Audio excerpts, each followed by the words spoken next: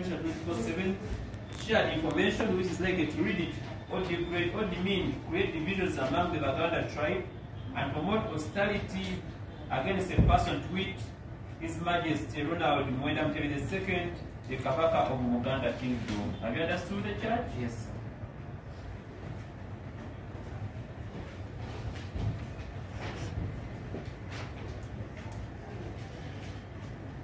Is it true?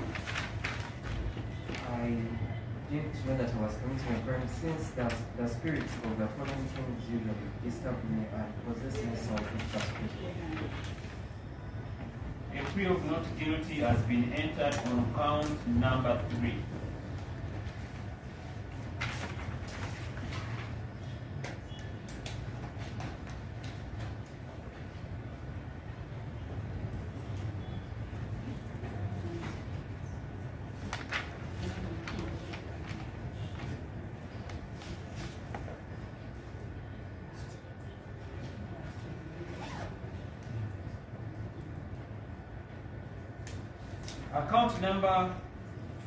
Count number 4 is malicious information. According to section 26C, 1, subsection 2 of the Computer Misuse Act of 2011, the particulars are that you, Musa Ibrahim, also known as Pressure 24/7, between August 2023 and February 2024, the areas of Kampala district or thereabout, while using a computer via TikTok account at Pressure 24/7, you share the malicious information relating to His Majesty Ronald Muwenda Mutebi, the King, Kabaka of Uganda Kingdom. Have you understood the church? Yes, sir. Is it true? It is not true. Like I've explained before that I am psychological. I have psychological problems and the spirits keep on haunting me and I was frustrated. So I decided to just, I'm only human. I lost control of everything. I didn't mean to malice or to degrade him because I highly respect this kingdom since I'm a prince.